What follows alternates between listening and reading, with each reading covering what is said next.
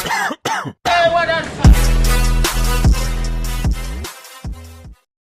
assalamualaikum warahmatullahi wabarakatuh. Jumpa lagi dengan saya. Kali ini kita akan bahas masalah clear coat bolong-bolong atau bopeng-bopeng. Jadi ada beberapa teman kita yang cerita di minggu ini ya. Ada 4 atau 5 teman itu, termasuk siapa ya Mas yang dari Pagu itu. Menemui kendala clearnya itu bolong-bolong. Ada yang setelah proses flow coat, ada yang sebelum atau tanpa flow coat ya, itu sudah muncul masalah clear coatnya bolong-bolong. Oke, sebelum kita masuk kepada pembahasan, sedikit akan saya ceritakan. Jadi pekerjaan saya ini NMAX warna putih, terus kebetulan customer juga menghendaki warna putih kembali, tapi minta mutiara lembayungnya ganti mutiara lembayung biru. Bawaan originalnya kan lembayungnya lembayung putih, ini minta kembali lembayung biru. Dan ini aku sangat diuntungkan banget. Kenapa? Karena kita tidak main epoksi, jadi cat putihnya dasarnya bisa main tipis. Kemudian ada beberapa yang kita epoksi, hanya epoksi yang bagian dempul, jadi cukup irit banget. Ini kampanye cat tipis, jadi ujung aku banyak, badiku banyak. Untuk prosesnya tentunya teman-teman sudah paham lah. Setelah dasaran putih selesai, baru naik warna lembayung biru. Kalau lembayung birunya misalkan teman-teman yang pemula ini ya, khususnya pemula, lembayungnya masih belang-belang, ada yang dari beberapa panel ada yang gelap, ada yang terang. Teman-teman belajar lagi tentang setting spray gun, jarak antara spray gun ke media, terus jangan diubah-ubah settingan ketika melakukan proses tembak keseluruhan panel ya, supaya nanti ketebalannya tetap rata. Terus jarak yang tetap konsisten, lapisannya berapa diingati sambil dilihati. Intinya seperti itu. Oke, untuk bahan yang dipakai ada beberapa teman yang memakai thinner yang sama. Jadi jangan disalahkan dulu thinnernya, yang masalah bolong dan bopeng ya. Kita identifikasi dulu. Untuk bolong sendiri ini kita akan pecah menjadi 2. Ada yang disebut dengan bolong popping, dan juga ada disebut dengan bolong kawah atau mata ikan lah. Mata ikan ini koncone kawah gitu aja. Kalau bolong popping kan tentunya teman-teman sudah paham ya. Biasanya bolong popping itu seperti jarum kecil tapi rata di permukaan. Lebih parahnya lagi biasanya gelembung-gelembung di bawah permukaan clear coat, putih seperti halnya uap yang mau keluar tapi dia gak bisa keluar. Penyebabnya apa? Tentunya teman-teman sudah banyak paham karena saya sudah banyak menjelaskan. Yang kita khususkan pada hari ini adalah kita akan bahas bolong bopeng, karena ini nanti kalau kedua bahasan ini kita bahas, ini videonya panjang banget akhirnya. Ini aja sudah panjang loh, aku ngeditnya capek, ngulang-ngulang sampai 3 kali ngedit nggak ketemu karena gini durasinya terlalu panjang. Jadi kita fokuskan aja dulu pada bolong bopeng atau bolong bopeng atau bolong mata ikan. Ini biasanya terjadi hanya di beberapa titik dalam satu panel. Jadi misalkan kalau bolong bopeng kan banyak, kalau bolong bopeng itu hanya berapa titik tapi kadang lebih besar daripada bolong bopeng. Ada yang belum meletus. Kalau belum meletus biasanya seperti gelembung, seperti mata ikan itu. Kalau yang sudah meletus biasanya seperti kawah, seperti hanya berminyak, clearnya nggak mau nempel gitu loh, sehingga menimbulkan cekungan kawah hanya pada beberapa titik. Kira-kira untuk bolong bopeng ini masalahnya di mana? Kita akan cerita bareng atau kita akan cari permasalahannya bareng-bareng pada video kali ini. Untuk bolong popping minggir dhisik. Iki kita akan bahas bolong kawah. Untuk masalah ini sebenarnya sudah pernah kita bahas itu di live saya ya di Instagram bersama Sontoloyo Painter Mas Alif, sampai halnya dengan praktek 2 kali pertemuan, 1 kali pertemuan itu 3 jam kalau nggak salah. Di pertemuan yang kedua itu sampai halnya dengan nembak, akhirnya kita menjumpai bolong popeng, bolong kawah, bolong mata ikan. Penyebabnya apa? Teman-teman yang sudah ikuti Instagram saya, Coli Airbrush atau mungkin Sontoloyo Painter, tentunya akan paham ternyata penyakitnya ini. Tapi kalau belum yang mengikuti ya kita rangkum aja pada video kali ini ya. Ini kalau nanti pembicaraannya nggak bisa sampai sebegitu detail ya minta maaf karena keterbatasan dari durasi. Untuk bolong bopeng dan bolong mata ikan ini penyebabnya kalau menurut saya pribadi dan beberapa curhatan teman-teman itu penyebabnya adalah minyak dan air. Nah, kenapa kita bisa golongkan, maksudnya kita bisa identifikasi itu antara minyak dan air ya. Yang pertama adalah bisa juga terjadi bolong kawah ini karena ada percikan minyak, entah itu mungkin teman-teman yang terlalu jorok, nggak main bersih ketika nembak, ada debu kompon yang nempel pada area yang mau kita clear coat, atau mungkin pada lapnya. Kalau biasanya pada lap terus dilapkan, kalau bekas kompon kan dia rata agak banyak gitu ya, seperti halnya clear coat yang nggak mau lengket atau misah-misah. Itu kalau minyak seperti itu. Tapi kalau air biasanya hanya titik pada beberapa titik, bedanya seperti itu. Kalau bolong kawah minyak itu bisa terjadi mungkin kita yang jorok, tangan kita yang nggak steril ketika mau aplikasi clear coat, sembarangan pegang bahan sana sini, bekas makan gorengan, terus mungkin lapnya yang habis untuk ngetap oli dipakai untuk ngelap media yang mau di clear coat, itu bisa resiko terjadi masalah bolong bopeng-bopeng yang berminyak. Biasanya kalau bolong minyak itu kayak kawah tapi banyak dia, seperti ya itu loh, minyak yang disemprot sama clear, dia kan nggak mau lengket kayak misah-misah gitu. Tapi kalau mata ikan itu biasanya terjadi karena masalah air. Nah ini yang sedikit agak susah diidentifikasi karena hanya muncul di beberapa titik. Ketika mungkin ketemu dengan panel yang kecil, spray-gunnya kita sempitkan, dia nggak menemui masalah. Tapi ketika pola lebar kita buka, pattern kita buka full, kadang akan menjumpai masalah seperti itu. Kira-kira penyebabnya apa sampai halnya air itu kok bisa naik? Nah ini sedikit saya akan bahas. Biasanya air ini naik karena tekanan di dalam kompresor itu kurang kuat, sehingga air konsumsi yang digunakan spray gunnya itu nggak memenuhi target. Misalkan anggap aja ya, spray gun yang kita pakai ini air konsumsinya 100 liter per menit, kompresor saya yang saya pakai hanya 0,75. Jadi kalau kita tekan terus trigger selama 1 menit, berarti tekanan itu tentunya akan turun. Kalau sudah tekanannya turun, tentunya sangat dirawankan air ini naik. Yang tadinya ini airnya sudah jadi satu sama udara ya. Kemudian kita tembak itu aman-aman aja. Ketika mendapatkan tekanan rendah, dia kembali ke wujudnya air sehingga nitik. Bentar kita break dulu. Aku tak ambilkan saya kesel. Lambe ngomong kepanjangan kesel, saya ambilkan saya dilut. Kali tak rekam. Oke, clear 21 thinner 17%, 17% setengah TDS ya. Kita pakai 17% aja lah. Biasanya kalau ini kan sudah di ambang batas, keras atas ini anggaplah sekitar 15 ke 17% peres ke atas. Oke, sekarang kita akan bahas masalah pelire bolong-bolong. Bolong-bolongnya bukan bolong-bolong bopeng, bukan ya. Bolong-bolongnya itu bolong-bolong popeng bukan ya, seperti hanya kayak minyak tapi jarang. Itu sudah pernah kita bahas di Instagram dulu, live sampai 2 kali live. Di situ sampai halnya nembak, kebetulan live sama Sontoloyo Panther, terus langsung praktek nembak. Emang ternyata setelah diidentifikasi, selain mungkin dari masalah, mungkin ada beberapa titik minyak, misalkan mungkin di lap atau bekas kompon, atau mungkin kecipratan oli, kita kan nggak tahu juga kan, namanya begal ya.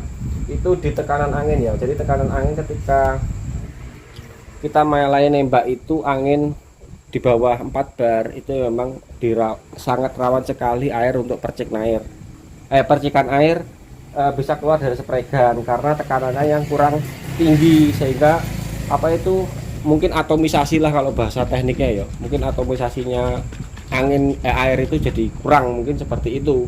Karena saya pernah membuktikan gini, ketika kita nembak dari 6 bar terus kita main trigger terus, kebetulan kompresornya kurang support ya untuk spray gun yang kita gunakan waktu itu, dan ketika posisi angin itu sudah di bawah 4 bar terus kita paksa, akhirnya yang keluar itu percikan air minimal dari sini. Kalau saya dulu ya, yang saya dapati ya, minimal dari sini, percikan yang dari sini, misalkan ini bocor, kadang keluar air. Tapi kalau tekannya di atas 4 bar, mungkin biasanya kalau main kan 5-6 bar ya, itu memang aman. Jadi airnya campur sekalian jadi satu, jadi uap udara gitu ya sederhananya. Yang saya maksud 6 bar, 4 bar itu yang ini loh ya, yang tekanan di sini ya, tekanan di sini di kompresor ini kan 4 bar. Jadi kalau mulai nembak itu kalau bisa di atas 6 bar atau di atas 5 bar supaya anginnya enggak enggak naik. Berikutnya untuk filter, saya nggak pakai filter. Saya sudah mungkin ada 10 tahunan lah nggak pakai filter ya. Ini kalau kita cek ke sini cuman ini tampungan angin sementara, ini juga lain filter, ini bekas keran dari kompresor yang lama langsung keluar ke spray gun. Jadi kan kadang-kadang ada teman-teman yang sering biasanya pakai di koplernya ini dipasangi filter ya. Kalau saya nggak pakai, kenapa? Itu bisa juga menimbulkan penyakitnya bermasalah. Yang sudah saya dapati biasanya kalau ya minta maaf, misalkan filter yang murah-murah yang di kopler seperti gini, biasanya turbulensinya angin di dalam tabungnya itu nggak stabil, akhirnya air juga bisa percik keluar. Tuh pertama. Terus yang keduanya, filter yang biasanya disambungkan pada kompresor, yang selang itu ya, filter yang tempel itu saya juga nggak pakai karena ya terlalu mahal. Kalau minta maaf aja, kalau filter kita murah-murahan mungkin di bawah harga 1.700.000 itu juga bisa menimbulkan penyakit. Jadi tekanan angin itu biasanya nggak stabil, jadi kerjanya spray gun itu nggak bisa maksimal atomisasinya. Kadang-kadang kalau terhambat akhirnya ngendet, ya itu bisa dimungkinkan air juga akan terjadi percikan seperti itu. Jadi mendingan saya main loss aja, karena kita pakai kompresor yang model oilless. Maksudnya oilless itu ya nggak pakai itu ya, yang nggak pakai piston penggerak oli. Kalau pakai piston penggerak oli yang pakai ring piston terus ada main oli, ya itu memang harus paling tidak minimal teman-teman pakai filter oli lah untuk nyaring supaya olinya nggak ikut naik. Tuh kalau sampai ikut naik, yo bencana. Saya dulu pernah silnya bocor, naik, melcik kepercikan oli yang campur dengan angin. Itu yang model kompresor lama. Tapi kalau kompresor yang seperti gini kan sudah nggak pakai oli, dia cuman main membran aja ya, piston terus membran gitu. Terus ketika main spray gun, mulai nembak, angin yang di sini jangan sampai drop. Misalkan ambang batasnya di 5 bar ya, kalau sudah mendekati di bawah mendekati angka 4 bar ya kita berhenti dulu aja, mendingan nungguin anginnya ngisi dulu. Kalau misalkan kompresornya kurang support ke spray gun, misalkan spray gun ke air konsumsinya ini anggaplah 100 liter per menit, ternyata kompresor kita cuma 0,75 HP atau 75 liter per menit, berarti kan dia nggak napasnya kurang gitu. Jadi solusinya supaya napasnya agak panjang ya kita buat tantun seperti itu supaya nembaknya agak sedikit lama, gitu aja. Kalau misal kita tingkatkan di angka 2 HP ya lebih merdeka lagi, nembaknya lebih bebas. Tapi gini aja kan, kalau untuk motor bisa maksudnya sudah bisa ngatasi lah. Listrik juga irit. Aku per bulan itu habis listrik itu kisaran 400-an, 400 ke 500 pakai kompresor ini. Setiap hari kerja terus ya juga ada AC, ada kulkas gitu. Oke, jadi Mas Alfian Pagu coba dicek lagi Mas. Aku kalau misalkan deket tuh mau tak datangi yuk. Terus main nembaknya spray gun, yo nembaknya rodok barbar brutal sedikit aja Mas. Hei, kowe malah kawin ning kono. Bob. Saya kudu malah kawin iki. Bob. Buyar. Oke, jadi itu namanya dicek lagi ya. Kalau misalkan lap sudah enggak bersih, steril, terus kemudian media dikerjakan juga nggak ada bekas kompon, nggak ada bekas oli, habis ditembaknya digantung, kemudian naik clear coat, dicek lagi itu tekanan, terus coba selang-selangnya dilepasi dulu, langsung aja main. Kan kompresornya Masnya sama seperti saya kan, coba dari selang itu langsung aja ke selang kompresor, nggak usah pakai filter, langsung aja ke spray gun. Gimana nanti ada perubahan atau enggak? Kalau misalkan sudah nggak ketemu, terus gaya tembak juga diubah, misalkan nggak usah hiwir, malah kelamaan. Karena nanti kalau kita misalkan pakai flash off, itu dimungkinkan ya ketika kondisi medianya ini flash off atau nunggu jeda, itu biasanya kotoran satu rawan nempel ketika di layer kedua akhirnya kotorannya di dalam. Jadi saya nggak seneng mode flash off karena saya pekerja luar ruangan, satu itu. Yang keduanya kalau sudah masalah itu dicoba, jadi satu-satu ini triknya dicoba, berikutnya ganti bahan, coba thinner, baru thinnernya kita ganti, setting thinner yang mana yang cocok.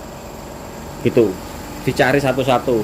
Atau mungkin di spregannya juga terjadi masalah begini, maksudnya spregan itu kan ada pelumasnya. Nah kalau kita kasih sembarangan pelumas yang enggak bawaan yang standarnya untuk spregan, itu pelumas itu juga akan menimbulkan masalah apa itu clearnya berminyak.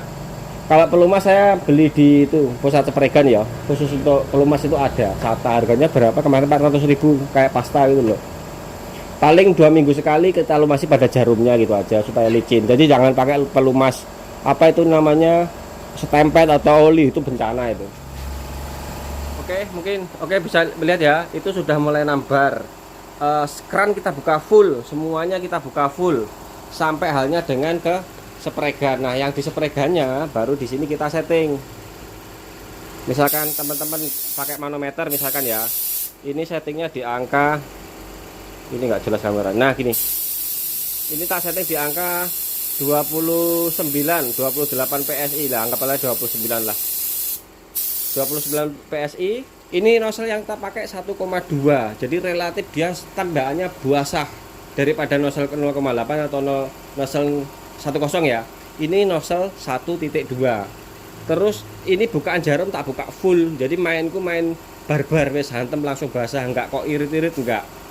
Coba, siapa tahu ada masalahnya di mungkin terlalu nembaknya terlalu kering, terlalu irit, terus akhirnya pakai flash off kelamaan malah penyakit ya. Bisa juga penyakit. Nembaknya ya wis barbar, enggak pakai jeda. Enggak pakai flash off yang lama banget ya. Oke, langsung jarak nembaknya ya seperti gini. Ini nembaknya mepet pol hitungannya. 1,2 ya. Kenapa aku favorit nozzle 1,2? Dia langsung bisa dapat tebel 2 lapis aja sudah selesai. Kalau pakai nozzle 10 itu paling enggak 3 lapis. 3 lapis itu capek, enggak cepet jadi duit. Kelamaan kerjanya, listrik ya boros. Oke, ini layer pertama. Cek pinggiran sambil nunggu jeda, cek pinggiran. Habis itu langsung tembak layer kedua. Jaraknya segini, nah mepet, nah langsung hantam basah aja. Nggak pakai filter. Ini toh. Oke, selesai. Udah cukup. Ya, setiap hari tentang masalah seperti itu ya pusing saya dulu ya. Pernah juga mendapati seperti itu Mas. Jadi kita cek dulu satu-satu apa mungkin kesalahannya. Nah ini selesai. Kalau mungkin kotor nanti kita apa itu namanya kita kita poles di bagian kotornya saja. Oke, langsung simpen ya. Jarak tembak segini, ritmenya seperti ini. Nggak terlalu cepat, nggak terlalu sedang, karena ya ini kembali lagi ke spek spregannya. Karena spek spregannya full size kayak media yang sering saya pakai, itu memang agak sedikit cepat algoritmanya. Kenapa? Karena dia size gun, mesin nozzle-nya 1,2 dia, tapi dia deres ya. Keluarnya cairan itu deres. Oke, layer pertama.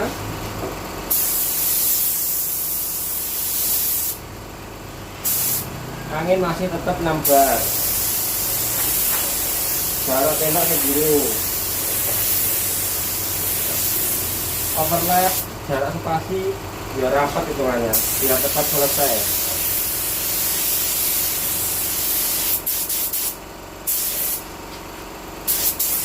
Oke,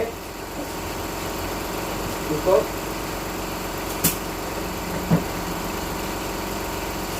Udah, ini nggak usah diapa-apakan lagi. Tunggu sampai besok kering baru kita cek. Kalau ngeflatnya saya yakin ini flat ideal, karena apa ya, kebiasaan memang pekerjaan kita setiap hari seperti gini ya. Paling cuman poles hanya pada bagian yang kotor. Oh ya tadi lupa, yang berikutnya selang. Ini yang tak pakai selangnya Hako di pusat spregan ya. Itu kalau nggak salah ukuran diameter dalamnya itu 8 kalau nggak 10 ya. Lupa aku, ini kemarin juga dikasih Bayu. Jadi nggak pakai filter. Terus kalau teman-teman yang mungkin biasanya pakai filter tempel yang langsung di spregannya ini, kalau misalkan salah pada tekanan kompresor yang di bawah, misalkan di bawah itu masih 2 bar atau 3 bar, teman-teman sudah main, biasanya masalah yang sering terjadi itu malah di sini di filternya itu timbul turbulensi, akhirnya menjadi air, terus rawan juga menitik. Itu kalau teman-teman main filter tapi salah salah kapan harus mulai tembak. Jadi mulai tembak itu tetap harus di angka minimal 5 bar lah, minimal 5 bar lebih bagusnya. Semakin tinggi semakin bagus.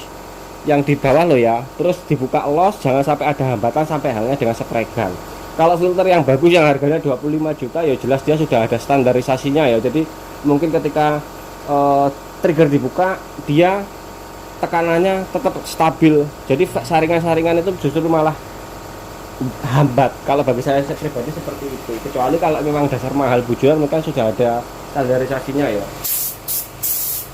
Yang harganya 24 atau 25 juta itu dari Sasa ya. Oke, tembaknya gini.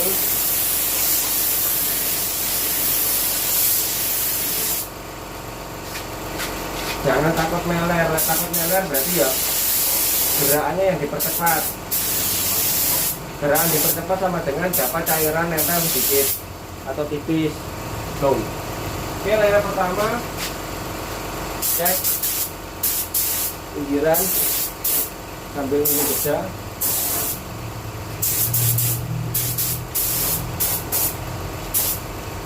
Langsung lanjut di layer yang kedua.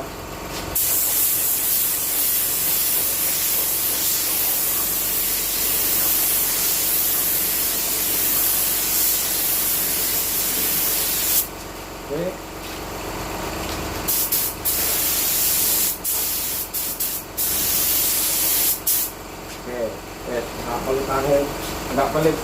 Nggak pelit clear ya, cukup dilihat besok jadinya seperti apa bintik-bintik gopeng-gopeng ya enggak. Kalau tiap hari seperti itu capek mas, aku bayangkan aja Pak, tiap hari mau les paling enggak terus 10 foot, wah nggak cepet-cepet jadi duit mas, kasihan aku. Oke, sedikit tambahan yang tadi lupa saya bahas untuk tempatnya punyanya Mas Alfian ya, Alfian Pagu. Mungkin tebakan saya mas ya, spray gunnya itu tidak support ke kompresornya, atau kompresornya ini kurang support ke spray gunnya. Maksud saya seperti gini, jadi teman-teman mungkin pemula yang pengen beli spray gun, dilihati dulu air konsumsi dari spray gunnya itu berapa. Misalkan air konsumsi dari spray gun yang tertera di situ tuh 100 liter per menit, misalkan ya 120 liter per menit misalkan. Berarti teman-teman harus pakai kompresor di atas 1 HP.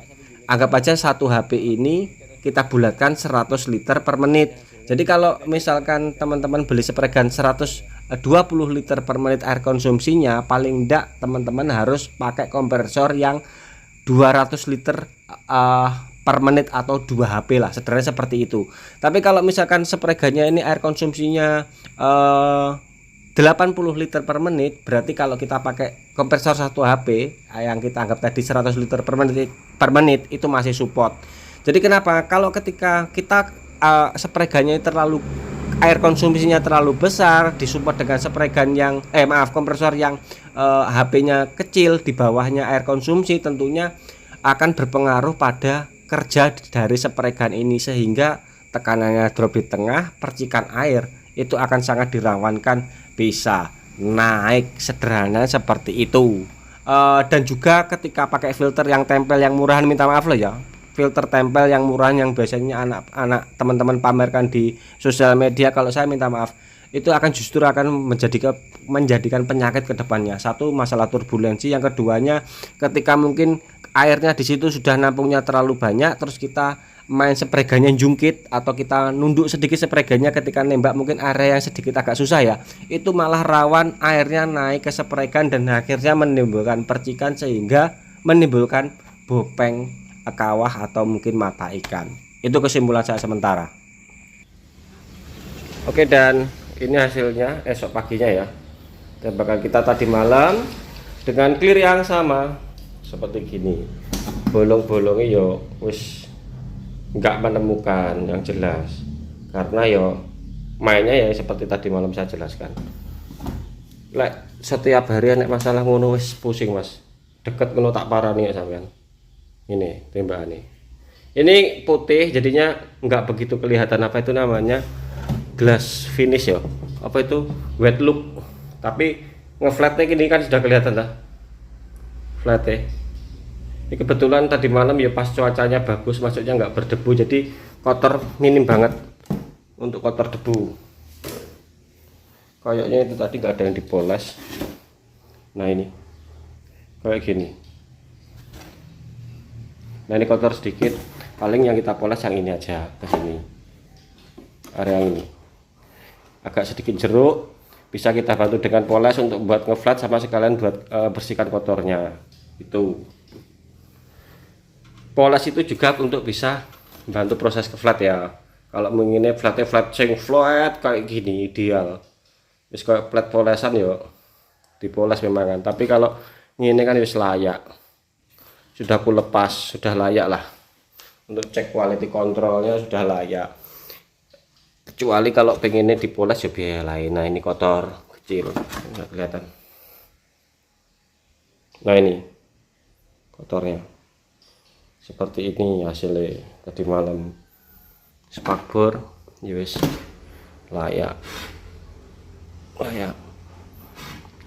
Kalau di warna yang lain dengan kit yang sama, yo gelas finishnya beda, kilapnya yo.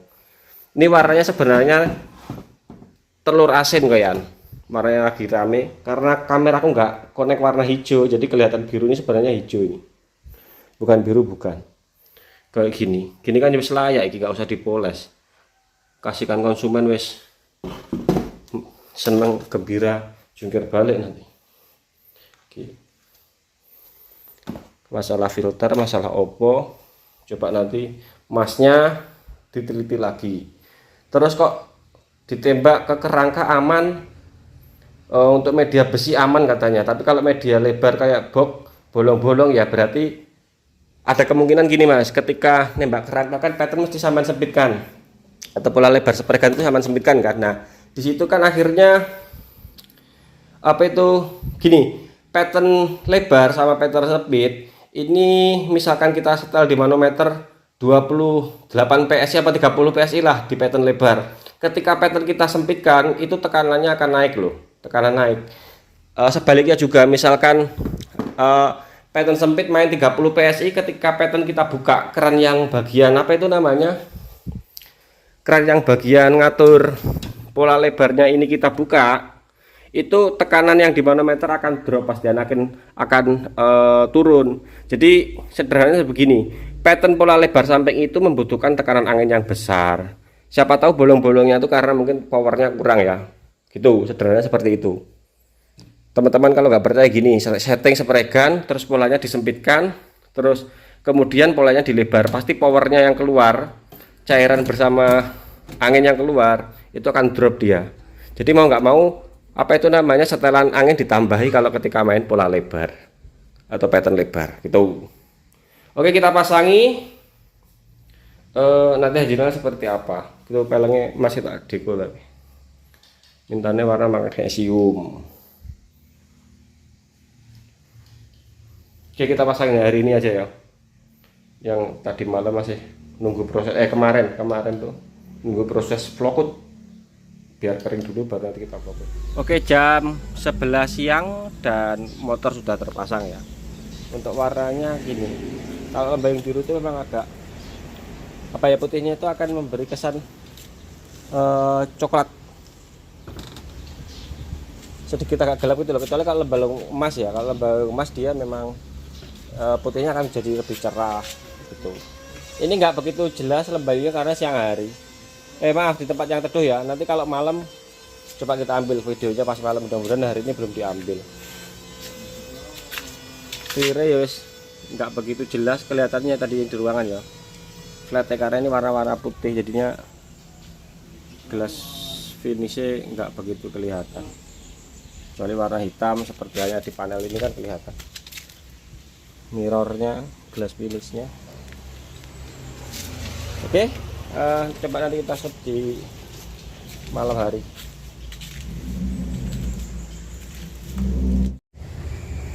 eh Baiklah, nanti kita coba akan bahas lagi di uploadan selanjutnya masalah bebek ini. Kalau tebak aku itu spreganya nggak support, sehingga ketika di tengah-tengah anginnya drop ya. Kalau kompresornya 0,75 HP terus nggak pakai tandon seperti saya tabung, mendingan pakai K3 aja mas. K3 itu kan air konsumsinya kecil, nggak seperti halnya Tui Devil Beast ya. Kayaknya air konsumsinya lebih gede, itu kayaknya 120 liter per menit. Coba nanti buka-buka aja di apa itu namanya, di Google, tentang air konsumsinya untuk spray gun yang sampean pakai. Oke, kita lanjut di uploadan selanjutnya bahas tentang masalah ini juga, karena ini durasinya akan panjang banget untuk masalah bopeng kawah dan mata ikan.